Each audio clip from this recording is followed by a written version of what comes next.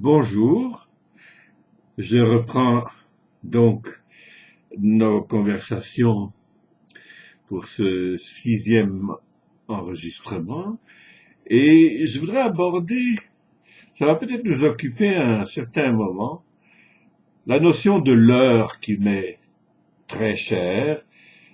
Le leurre, c'est évidemment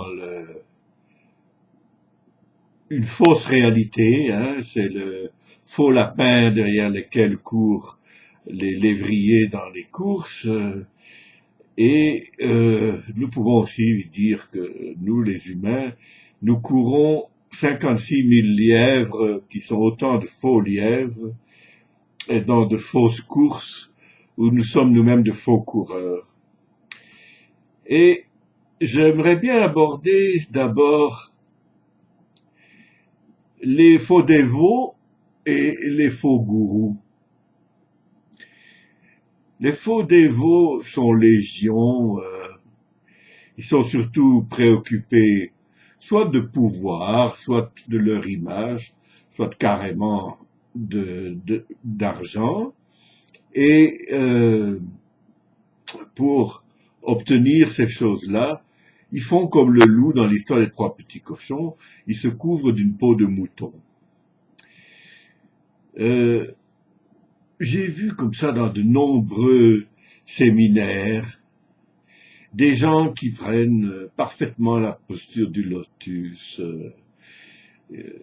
qui ont, on dirait, loué le costume du parfait pratiquant de la méditation et tout ça dans un style très tropézien, on va dire, euh, et qui aime bien se pavaner entouré de belles filles.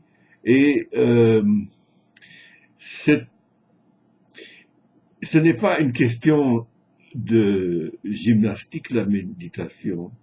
Il n'est pas question de réussir une posture du lotus, même si dans le zen, on vous donne des coups de latte quand vous vous écartez de la posture idéale.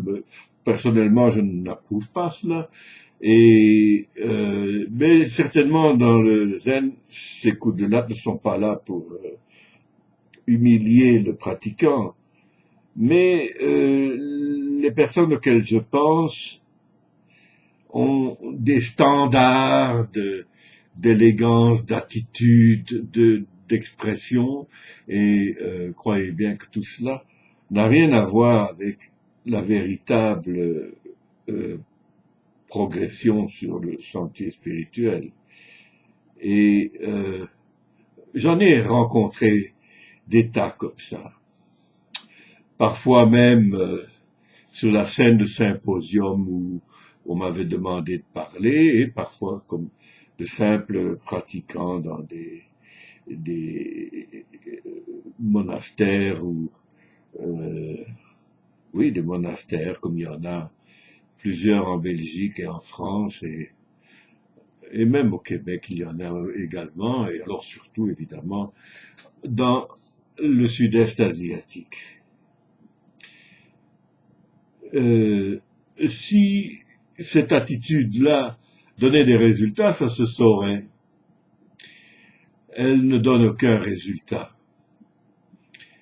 Euh, la méditation n'est pas tellement une affaire de posture ou de costume, c'est une affaire de lutter avec son ego.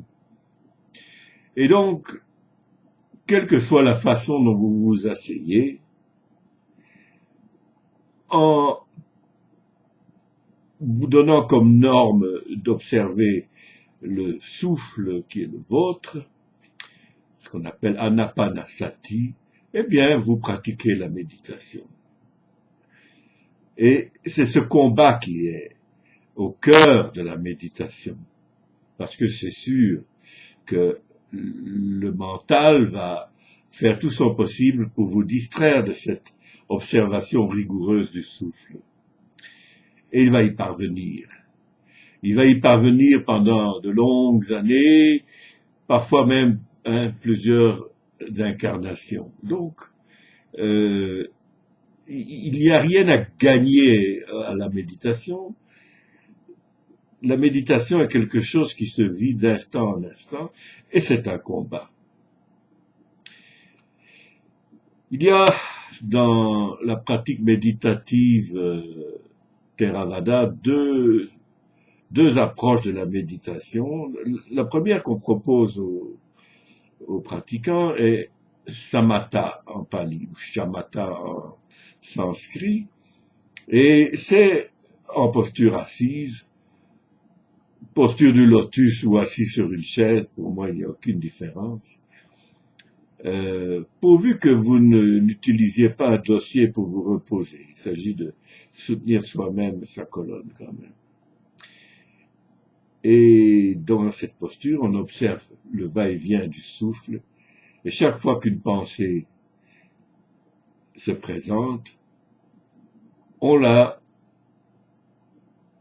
lui donne le label pensée, et on revient à l'observation du souffle. Une autre se présente-t-elle, elle n'a d'autre qualificatif que d'être pensée. Vous n'allez pas dire même que c'est la pensée numéro 2 ou une autre pensée qui serait déjà lui donner une certaine importance. C'est pensée. De la première à la 56 millième pensée. Et c'est déjà très difficile parce que, ici je vais raconter un souvenir, j'avais fait une retraite à Bruxelles dans un monastère tibétain qui existe à Bruxelles, sous la direction d'un maître Theravada, Sri Rewatadamma, qui réside en Angleterre, à Birmingham, si je me souviens bien. S'il est encore en vie, je ne sais pas. Et tout d'un coup, pendant ma méditation, m'est venue l'intuition, et même plus que ça, j'ai comme vu un chapitre entier du livre que j'étais en train d'écrire se développer dans ma pensée, justement. Et alors, le combat était, si je sors de la salle pour aller écrire ce chapitre, la pensée aura gagné. Si je reste assis, je risque de perdre un chapitre d'un livre qui me tenait à cœur d'écrire jusqu'au bout. Et j'ai lutté quelque temps, et puis j'avoue humblement que je me suis levé, je suis sorti de la salle et j'ai été écrire ce chapitre dans un état extrêmement fébrile qui ressemblait à de l'écriture automatique. Et croyez-moi, il se trouve dans un de mes livres, et même aujourd'hui, c'est une méthode de réduction de la douleur dans le dos qui m'est toujours chère. Et cependant, je dois reconnaître que cette pensée m'a séduite au point donc de me faire abandonner la méditation pendant un certain temps. Quand je suis revenu m'asseoir, j'ai repris ma méditation et, me sentant quelque peu coupable, j'ai regardé Sri Rewatadamma et je l'ai surpris en train de se gratter le nez. Et je me suis dit, mais la démangeaison qu'il a éprouvée sur le bout de son nez est elle aussi un effet de la pensée. Et il y a cédé lui aussi. Et quelque part, ça m'avait rassuré que, au fond, le succès, si on peut parler de succès pour la méditation, n'est pas en vue avant des dizaines d'années, sinon des dizaines d'incarnations. Et ça valait aussi pour Sri Rewatadamma. Je ne veux pas ici rabaisser, c'est un très grand moine, et j'ai toujours pour lui la plus totale admiration. Voilà. Pour les faux gourous, c'est autre chose. Ils sont légion, ils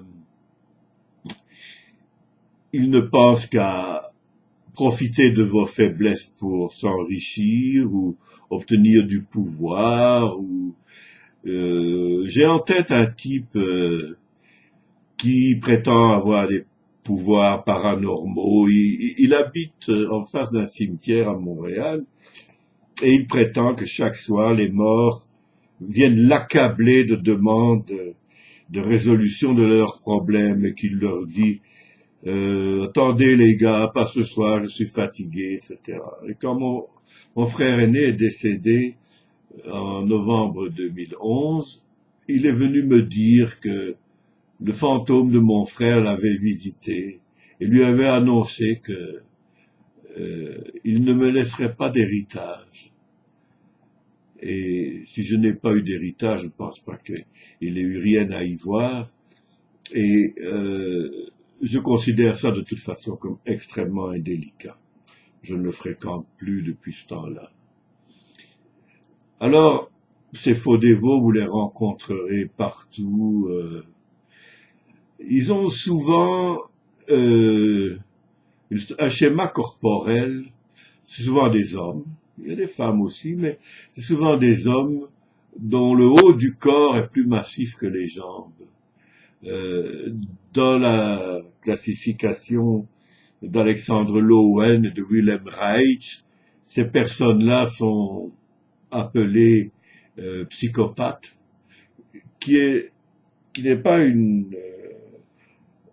c'est pas le terme de psychiatrie qui est utilisé ici, mais un terme de catégorie caractérielle.